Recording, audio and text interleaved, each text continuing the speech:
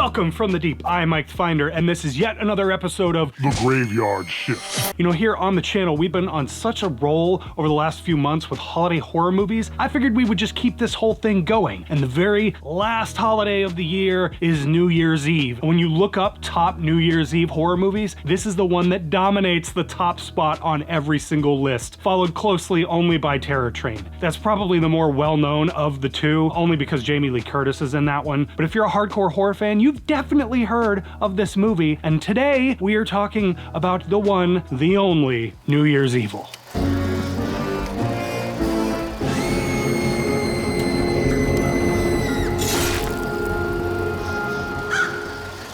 New Year's Evil from 1980, directed by Emmett Altson, written by Leonard Neubauer and Emmett Altson. It stars Roz Kelly, Kip Niven, and Chris Wallace. Now this is one of those movies that I have had my eye on for a very long time. Just like Red Christmas, which I will link up top here if you missed that episode. I think that was a very good episode, and if you're looking for a fun Christmas movie, I know we're at the end of the year and we're past Christmas, go check out my review of Red Christmas. But just like Red Christmas, New Year's Evil has an amazing cover art. In the 80s, horror movies just had the most kick-ass cover art, and New Year's Evil has always stood out to me as being one of those. The plot of this movie is essentially a radio DJ going on television to host Best New Wave Night. It's essentially a bunch of punk rock kids getting together in a club, dancing to really crappy 80s punk rock music. Now the radio DJ, Roz Kelly, is actually I think best known as Pinky Tuscadero on Happy Days. On the television show, they end up taking phone calls to find out what people's favorite song of the year is. When they take one of these phone calls, it is a guy calling himself Evil. Very original.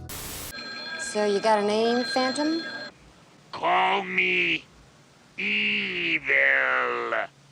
Evil? You bad, honey? No!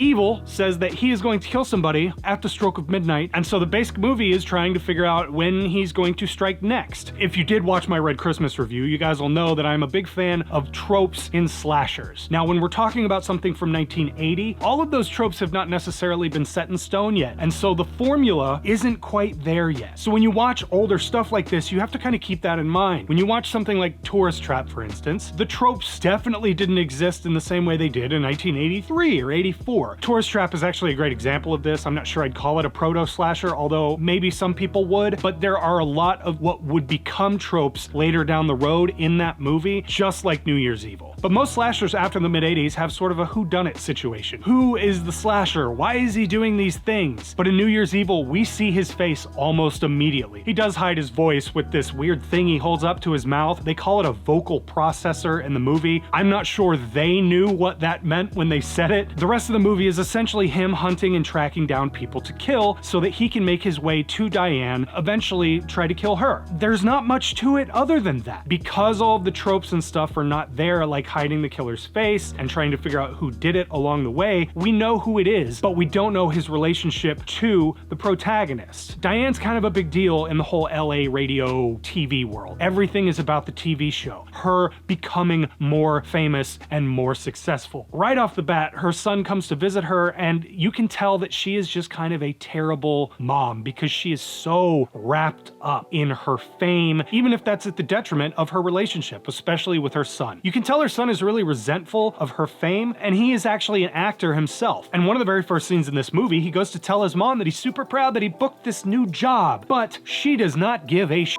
And frankly, it kind of makes her dislikable. And as the movie progresses, you can really tell that that is taking a toll on her son.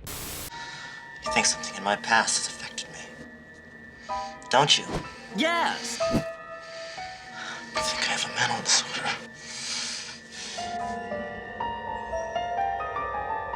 Now what do you think? Oh no! Yeah, I think you might. Now, this is not necessarily his fault. You really get the sense that his mom is really not giving a shit about him his entire life. And that also translates over into her husband, and he is off doing his own thing. Where's Dad? Palm Springs, the club. I think I'll give him a call and wish him a Happy New Year.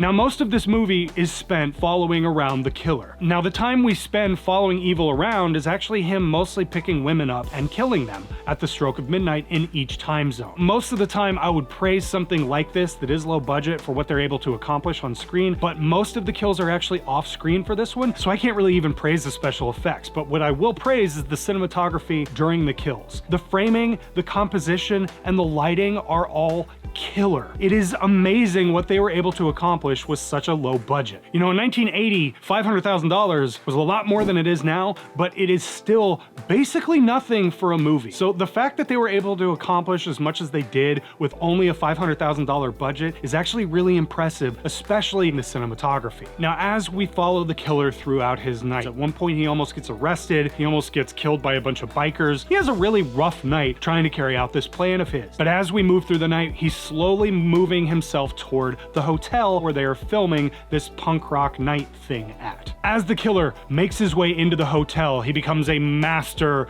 of disguises. Am I not turtly enough for the Turtle Club?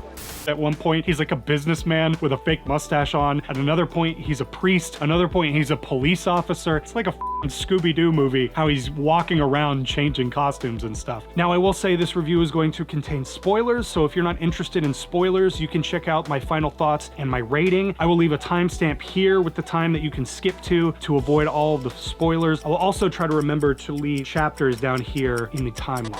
This is where the big twist ending that they were trying to set up throughout this whole movie, the reveal in that scene is great. They have no whodunit situation in this, so the big twist ending that they set up is that the killer has been Diane's husband. And it's actually a phenomenal reveal.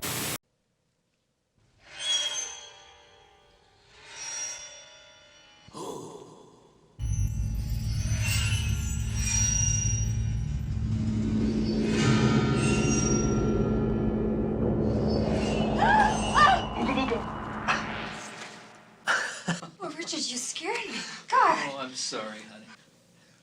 So once we find that out, the only question we have left is why is he doing these things that he's been doing? This is where I start to have kind of an issue with this movie. I mean, it's your wife. You could have gone through any number of situations without having to jump through all of these hoops and get the police involved, but what we do get is the reason he's been doing all of this. I won't even try to describe it. I will just roll it here. Just watch this. Because you are just like every other lady in my life. Ladies are not very nice people. They are manipulative and immoral and very, very selfish. You castrated me. And that is not nice. It's because ladies are not very nice people, and they've just been mean to him his whole life. Wham! And that is where they lost me. I could not get over the fact his reasoning for doing all of this is because she didn't pay enough attention to him, and that ladies are mean. It is very late 70s, early 80s, and so there's a little bit of misogyny wrapped up in there that we could really dive super deep into. This is neither the time nor the place for that conversation, I think, but it is a really reason to do these things that he's doing, and it kind of killed the rest of the movie for me. When you're trying to write a slasher, when you start with the how and not the why, I think you end up with a movie kind of like this. The ride up until the point where we find out that he is her husband is actually pretty good, but that reveal kind of ruins everything. You have to give me a good reason why I've been watching this guy do what he's been doing, unless I'm so mad at women, because it's just not a justifiable reason to do the things that you've been doing. Once those words come out of his mouth, I don't care what happens to him. It really genuinely made me dislike him a lot. I should have already disliked him because he's a killer. I'm trying to give him the benefit of the doubt that he has this very good reason for doing what he's doing. Scream, for example, Billy has a kick-ass reason for doing what he's doing. Stu obviously doesn't, and he blames Sid for her mother's actions. Now, whether that's mentally sound or not is debatable. When you give the killer the reason of women are bad and they've been mean to me and you're just like all the other women, and he makes an offhanded remark about turning their son on.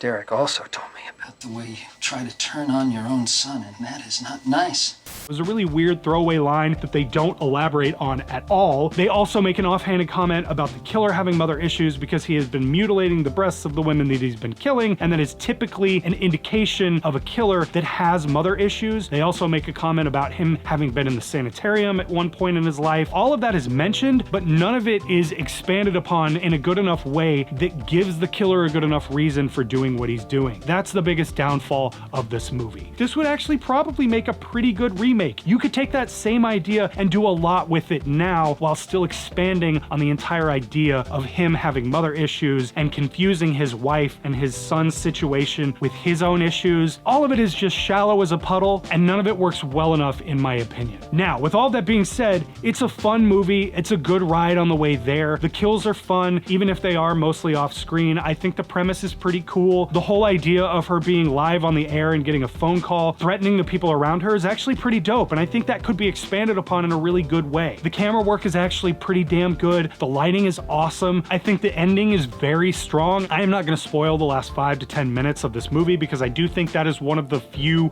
redeemable qualities that the third act actually has in this movie. But if you've seen it, you'll know what I'm talking about, and I actually kind of like the way they leave everything hanging, and it's kind of left up to your imagination to decide what happens after those credits roll. I really enjoyed that, but all in all, I actually think this is a pretty shallow experience. So I'm gonna go ahead and rate this a 4 out of 10. I didn't care for this that much. I thought it was pretty good on the way there, but the reasons they give you for the killer doing what he's doing just don't make enough sense to me, and none of it had enough impact. The only reason I think that this is stuck around and has the cult status that it does is because it's one of the very few New Year's Eve horror movies. And that, in my opinion, is why this movie is still talked about today. But let me know what you guys think of New Year's Evil. If you like this, make sure you hit that like button. If you really liked it, make sure you hit that subscribe button because we got a lot more content like this on this channel. Brett has been out of town the last few weeks. It is the holidays. That is the main reason that I have been doing solo reviews 2 weeks in a row, and I was sick even before that. So it's been a weird month around here. We will be getting back to a podcast next week, but as soon as the new year kicks in here, we are going to be hitting the ground hard with a lot more content. We got a lot of really cool plans for 2023, and it would be awesome if you guys came along on the ride with us. Thank you to all the new subscribers. There's been a ton of new subs over the last few weeks. We super appreciate that. Thank you guys for watching, and we will see you guys next week with another video. Mike Spinder out. See ya.